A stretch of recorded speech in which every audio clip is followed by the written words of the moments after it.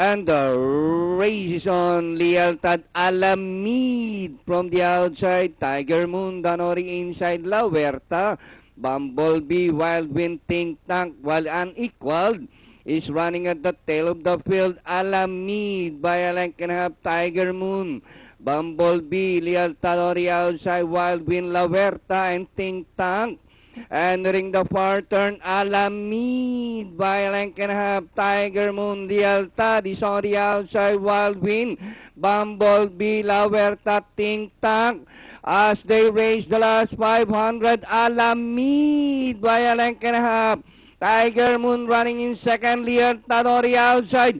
As they race the final corner, Alamid still hanging to that half-length lead.